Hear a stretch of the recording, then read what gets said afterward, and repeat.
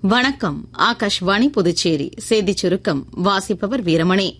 தேசிய மக்கள் நீதிமன்றங்கள் மூலம் கடந்த ஆண்டு நாடு முழுவதும் 10,45,26,119 வழக்குகளுக்கு தீர்வு காணப்பட்டுள்ளதாக மத்திய சட்டத்துறை அமைச்சர் திரு அர்ஜுன் ராம் மேக்வால் தெரிவித்தார்.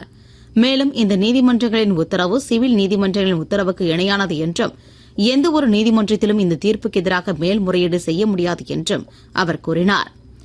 ஒவ்வொரு பயிர் சாகுபடி பருவம் தொடங்கப்படுவதற்கு முன்பு தேவையான உரம் கையிருப்பில் இருப்பதை மத்திய அரசு உறுதிப்படுத்தியிருப்பதாக மத்திய ரசாயன மற்றும் உரத்துறை அமைச்சர் திரு ஜே.பி. நட்டா தெரிவித்துள்ளார். விசாகப்பட்டினம் இரும்பு உருக்காலையை புதுப்பிக்க 14,400 கோடி ரூபாய் நிதி ஒதுக்க மத்திய அரசு ஒப்புதல் அளித்துள்ளது. ஆலையின் உற்பத்தி பிரிவை நவீனமயமாக்கவும் தற்போதுள்ள ஆலையின் கட்டமைப்பு வசதிகளை முழுமையாக பயன்படுத்திக் கொள்ளவும் இந்த நிதி உதவும் என்று மத்திய அரசு கூறியுள்ளது.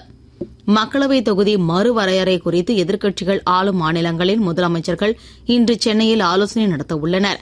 மக்கள் தொகையை கட்டுப்படுத்திய மாநிலங்களின் தற்போதுள்ள மக்களவைத் தொகுதிகளின் எண்ணிக்கையை குறைக்கக்கூடாது என்று தமிழ்நாடு, கேரளா, மேற்குவங்கம் உள்ளிட்ட மாநிலங்கள் வலியுறுத்தி வருகின்றன.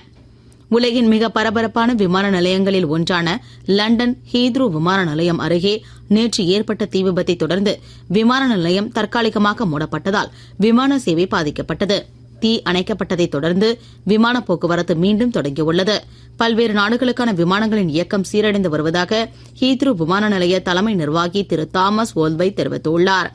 சென்னையில் நாளை Chennai super Kings, Mumbai Indians அணிகளுக்கு இடையே ஐபிஎல் கிரிக்கெட் போட்டி நடைபெறவுள்ள நிலையில் சேப்பாக்கம் விளையாட்டு அரங்கம் மற்றும் அதனை சுற்றியுள்ள பகுதிகளில் போக்குவரத்து மாற்றம் செய்யப்பட்டுள்ளது. இத்துடன் இந்த செய்திச் சுருக்கம் நிறைவு பெறுகிறது.